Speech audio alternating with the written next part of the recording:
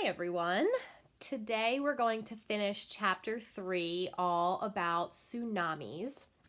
So if you missed today's Zoom, then be sure to watch my video so you can catch up and then answer one of our questions and then do our fun bonus activity at the end. I am ready for Friday. I have my 90s cartoon sweatshirt on. I don't know if anybody recognizes some of these cartoons. They might still be on Nickelodeon, but I thought I'd do that on a Friday. All right, so the first one we're going to start with is our subheading called tsunami damage. So we're going to read all about the kind of damage that tsunamis can cause. A strong tsunami can cause major destruction. When the waves hit, the force can kill people as they try to flee. Many drown as they struggle in the water. Others are sucked out to sea as the waves retreat. And that means after the tsunami wave has come on and hit the shore, eventually it will have to retreat and go back out into the ocean. And it's very strong current. It goes at a very fast pace. So a lot of people, when the waves go back, they get sucked out with it. 5 days after the 2004 tsunami, a woman named Malawati was found alive, clinging to a palm tree. She was 100 miles out to sea. So here is a photo of her. And it says Malawati was brought to a hospital in Malaysia after her rescue. So she was drug out to sea with the tsunami. She was very lucky enough to survive going out there with the tsunami wave. She found a palm tree. She hung on to the palm tree for 5 days. Now, we had some really great questions in our Zoom meeting. Maddie asked how old she was. She was 23 years old. And someone had also asked about how she survived. Adrian asked about how she survived out there for so long. She actually drank rainwater. I don't believe she ate anything. We can survive a little bit longer without food, but we can only survive about 7 or 8 days without water. But she was, thankfully, she drank the rainwater. We can't drink the ocean water because it has way too much salt. But she is a very lucky woman. Homes, buildings, and roads wash away. Electricity lines are downed. When the tsunami is over, it leaves behind tons of litter. Trees, mud, garbage, and even bodies are everywhere. And to make things worse, sometimes the water floods areas where tanks filled with chemicals, oil, and gasoline are stored. It also breaks sewer lines. When these things happen, the water becomes polluted. People are at high risk for illness and infection. So polluted means that it's very dirty water, especially if tanks that are filled with these chemicals and oils get dragged out in and then open in the water. There could be gasoline in the water. There could be different chemicals in the water. It even said sewer lines can break. So it can have a lot of dirty things in the water. And if people are exposed to that, sometimes they may even walk through the water, maybe to save someone. People can get sick and get an infection, especially if they have an open cut, like on their legs, and that dirty water gets inside of there. Over here we have a photo. It says a boy sits by the ruins of his village in Sri Lanka after the 2004 tsunami. So you can see the walls of the house, but then there's so much wood and debris everywhere from broken trees and parts of the house. And look at that boy. Oh my goodness, could you imagine? So now we're going to read about tsunami warnings and some of the things that scientists have come up with to use to be able to warn people if a tsunami might come. In 1964, a tsunami hit Alaska and Hawaii. After that happened, U.S. scientists created a tsunami warning system. Since earthquakes cause most tsunamis, seismographs are a big part of the warning system. Seismographs record the strength of the earthquake. Remember we talked about that? They can be on a computer, or they can use that little metal thing and goes back and forth. The scientists also put satellites in order to keep track of the height of the ocean. So they use the seismographs to track how large the earthquake is and where it had occurred. And then they also use the satellites to see if the ocean water is rising, to see if there may be a tsunami coming. Over here we have a sidebar that says there are few tsunamis in the Indian Ocean and no warning system was in place for the 2004 tsunami. Really, the only warning they had was Tilly's warning and the people that were on the beach close to her.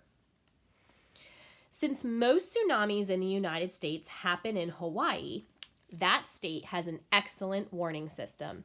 There are also systems in place in Alaska, California, Oregon, and Washington State. So those are all along the west coast, so all the way on the other side of the United States, where there are a lot more earthquakes that occur that could cause tsunamis.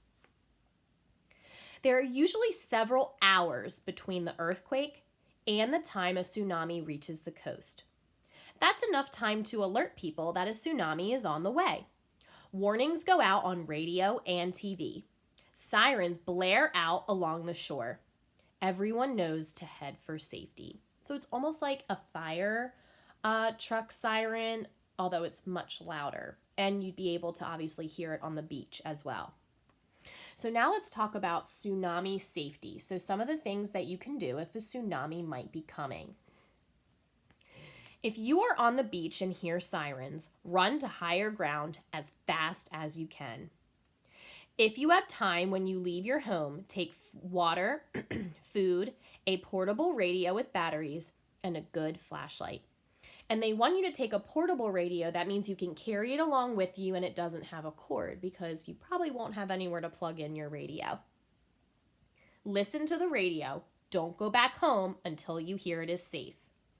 And lastly, be aware of the ocean. If it looks strange, remember Tilly and the warning signs that she remembered from her teacher.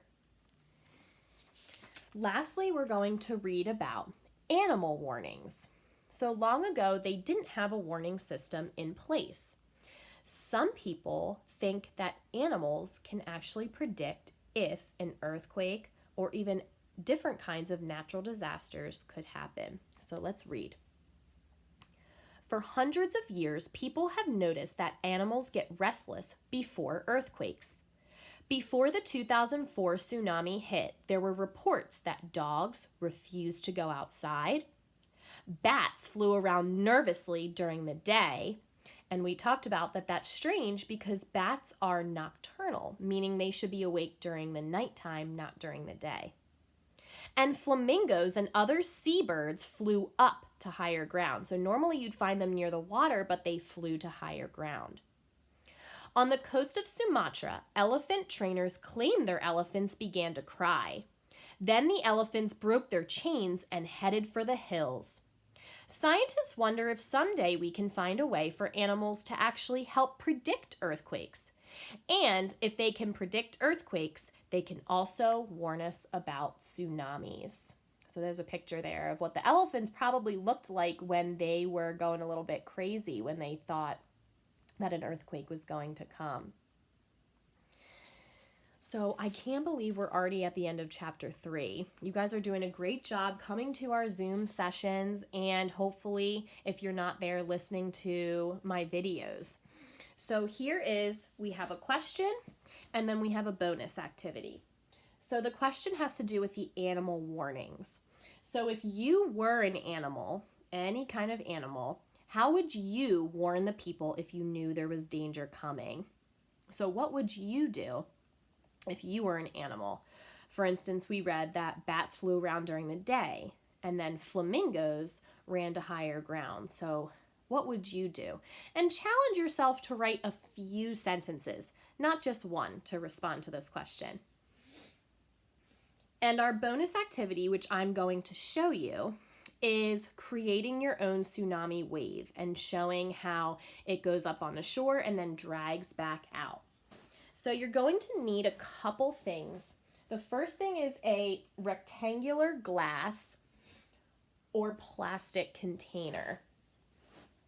On one side, you're going to put dirt. You can use sand, you can use soil, or even if you pick some grass, you can put some grass on one side of the container.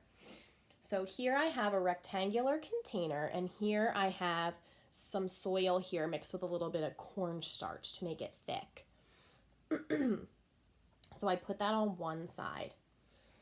Then what you're going to do is add a few houses. Now you can use a couple things to use the houses. I was searching around my house and I'm actually using the top of perfume bottles. So you can be creative as you'd like, but I want you to put something on top of the soil for a house to show that they will probably get dragged out to sea when the wave comes. So you could use blocks, Legos, you can make your own paper little houses, you could use toy cars, or you can even use little like bouncy balls. So you're going to put those on top of the soil here.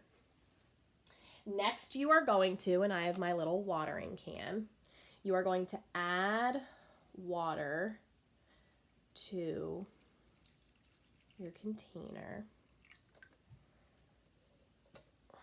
And then I am putting mine on a chair here. You can put it on a table.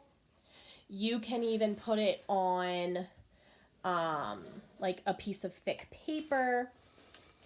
So what I'm going to do is I'm going to start to rock this and shake it back and forth, and you're going to see the waves are going to crash up onto the land where the houses are, and it should drag them out to sea. And the land is almost all kind of taken away. Now I did put a towel underneath too because it might go over the edge as well. But as you can see, those two houses are now out to sea because when the water goes out, it always gets dragged back and takes a lot of things with it, like we read about in our chapter today. So that's just a fun activity you guys can do over the weekend if you have some extra time on your hands. So remember our raffle again. So send me or Miss B any of the activities that you've done that I have posted on my YouTube channel. So anything from our book club or anything from the enrichment activities that I have done. And bonus counts as another activity. So the more activities that you do, the better chance you have of Miss Cannon pulling your name. So get those brains going. I can't wait to hear your responses, and I hope you guys have a great weekend. Bye!